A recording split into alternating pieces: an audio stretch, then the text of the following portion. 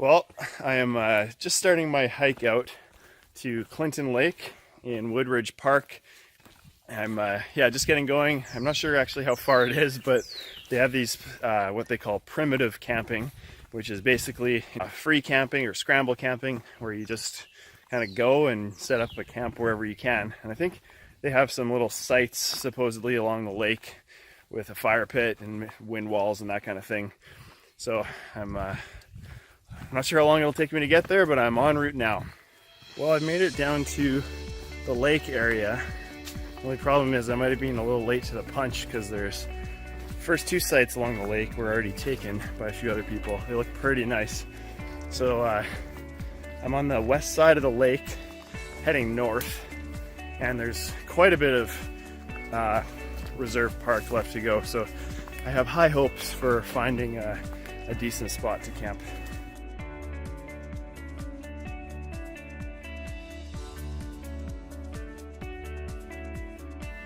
So I was a little worried for a minute that I wasn't going to find something because the trail kind of led way off, away from the water. I found this on the water. I don't know if you can see it in the video, but it's not bad. This is going to be a definite option.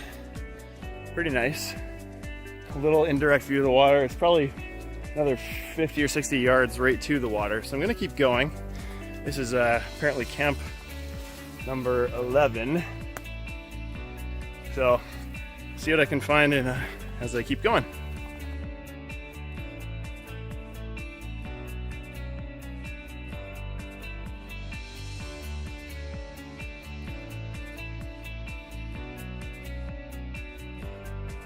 Well, after going through Tick Valley and Horsefly Meadow, I finally made it somewhere. It looks like this spot's kind of cool. It's quite windy here. It's like almost like a channel where the wind is kind of funneled in from the lake. It's quite a nice spot and has a nice view of the lake. So I'm gonna throw down my stuff and hike for another 10 minutes and see if I see anything else. And if not, this will be home for today and possibly the next couple of days. Well, I think I found a pretty nice spot. I'm gonna stick with this one. It has most things that I would look for in a campsite other than the wind factor. But it's a pretty big campsite. Nice fire pit with some little makeshift chairs. And I think I'm gonna set up the tent right in that area. So I'll take care of that right now.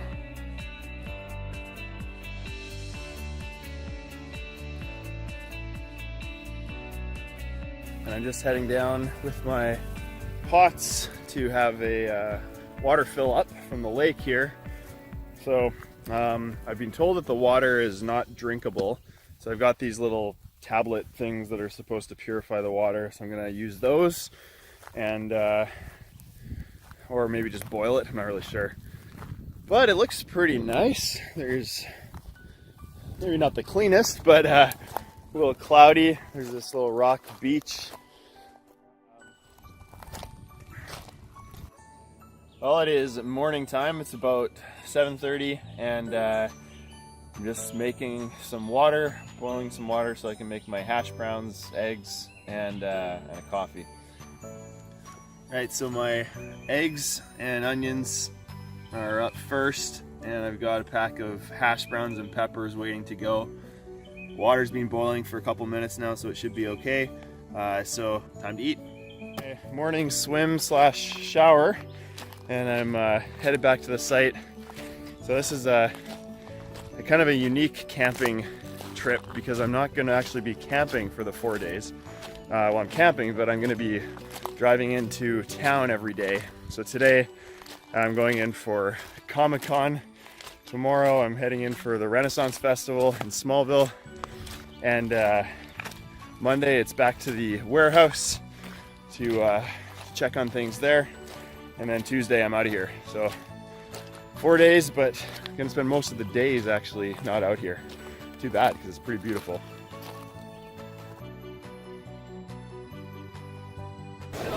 Well, we just got into ComicCon in Smallville, Kansas, and there's a lot of interesting characters here. This looks like a pretty good time, pretty nice place, gonna check it out. So we are here in building number 2, and there's some very legitimate wrestling going on behind me here.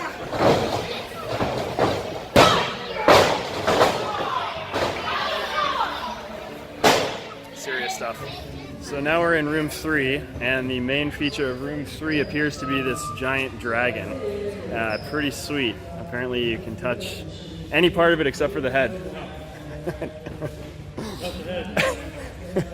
They have some rules, understandably, for making sure the dragon stays in good shape. But this thing literally takes up the whole size of the room.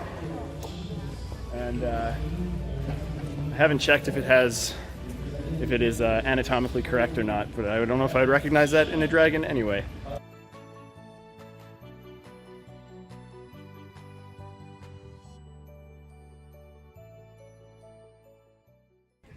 And that is ComicCon 2018 in Smallville. I'm just leaving now. There's 3 buildings with all sorts of different stuff. Tons of vendors selling all sorts of cool things. Not all of them even selling things. Some of them just a lot of charitable organizations and everything. There's a giant dragon the size of a hockey rink, and there's a huge Toothless from the movie. Can't remember the name, but it's pretty sweet. It's a lot of fun. Rules on backcountry camping. Rule number 1, be safe. You gotta know the area you're camping in. If there's bears, if there's wolves, whatever it is, you gotta figure out how to protect yourself. I mean, if you're camping in an area with grizzly bears, for instance, you wanna make sure you bring at least 30 feet of rope so you can haul your garbage and any food products up a tree so that they're not in your tent. Bear smells the food. Where's he gonna go? He's gonna go to where the food smell comes from. So you want that in a tree far away from where you're camping. Rule number 1, figure out the dangers, be safe. Rule number 2, prepare for the elements. You don't know what's gonna happen. If it rains, you wanna make sure that you have the right kind of gear with you. You wanna make sure that you have somewhere to store all your stuff overnight. If it's not gonna fit in your tent, you need to think of another solution for that. Do you have a waterproof bag? Do you have a garbage bag to put it in? You never know when it's gonna rain. The Weather Network forecast cannot always be relied upon, so make sure you're prepared whether it's rainy, windy, hot, cold. You want to be ready. Rule number 3, make sure you actually bring everything you need. Whether that means making a list or always storing all your camping stuff together so that it's all together and ready to go when you want to go camping. You gotta make sure that you have what you need. If you get all the way out there and you need a fire and you don't have matches, unless there's another camper nearby or you are really good at making fire by rubbing 2 sticks together or using a magnifying glass, you're in for a really bad time. Make a list of everything you need. There's tons of lists and stuff online that you can find that just give you a quick reminder of all the little things that you might be forgetting. But make a list or do whatever you need to do to make sure you bring what you need to bring. Rule number 3.5. Don't bring more than what you need either. Unless you're doing some sort of a front country camping site where you can drive right up to your campsite. In that case, you can pretty much bring anything you want. If you're doing any kind of backcountry or hiking or free camping, scramble camping, primitive camping, whatever you want to call it, you're pretty much going out with a backpack, and whatever you will bring is being carried with you on your back, and every pound you add, it adds up. It adds up really quick. So I mean, even a deck of cards, you might think it's a good idea to bring that. Maybe it is if you know you're gonna use it and get some hours of enjoyment out of it, but that's another, half a pound or whatever it is added to your load. So, make sure, just cull the crap that you don't need, bring only the essentials.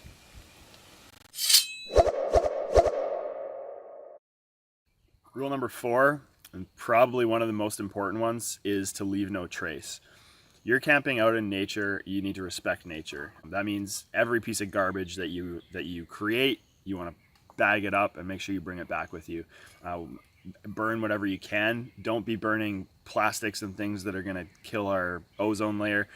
Be smart. If you're not sure, Google ahead of time what you can burn. So make sure you're not leaving a mess. There's nothing worse than showing up to a campsite and the site is just trash. You're out there to get away from all that. So make sure you're not trashing your site.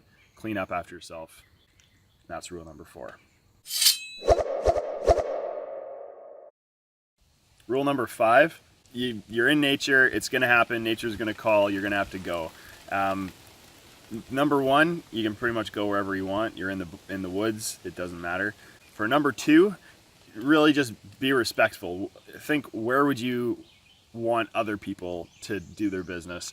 Not in the middle of a trail or something, or close to where somebody's going to be setting up camp, or near one of the paths that go to, you know, to a lake or to a stream or to the bonfire pit, anything like that. Just, you know, find somewhere out in the woods, out in the bush somewhere that's far enough away from everything.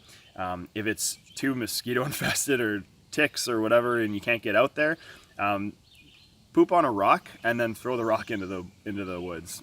Right? It's pretty simple. Be respectful. Don't leave a mess. Rule number 6, don't overthink it. It's really easy to get all caught up in which site should I go to, and is it going to be full, and what, like all this kind of stuff. You can spend hours and hours researching and never make a decision, and never actually even end up going camping or figure out a good area to go to. And usually you're going to be okay if you just show up, especially if you're talking, you know, free camping, scramble, primitive camping kind of stuff, where there's just open spots and you're welcome to go. Obviously, if you're camping in an area that's restricted, and you do need to book ahead, but even in that case, you can get so caught up in over-analyzing and doing too much research. You can do a little bit, but honestly, it's really hard to find good quality information. You're going to have fun. You're going to have a good time anyway. So just man up and go. Just make it happen. Rule number 7 of camping: invest in a good pair of shoes. It's really important. You're going to be doing a lot of hiking. If camping becomes a part of what you do on a regular basis, the shoes are going to pay for themselves many times over. A good pair of shoes is going to last you a lot longer, so it's not even more expensive than buying many cheaper pairs of shoes. And they're going to be a lot more comfortable. You're not going to get blisters. They're going to allow you to have better grip on the trails, so you're not going to fall and get your bag all muddy or whatever. Invest in a good pair of shoes. My recommendation would be Keen, K-E-E-N. I'll put a link down in the description for this. But they make all sorts of really great hiking shoes. They make hiking sandals, which I'm a huge fan of. Like, they look like a shoe, but they're kind of constructed in a way that it allows a lot of airflow in, so you don't have to wear socks in them, and your feet still won't get sweaty. They have a really good grip, and they're super comfortable. That would be my recommendation. Whatever you do, make sure you find a good pair of shoes. So those are my 7 rules on backcountry camping. Thanks for watching.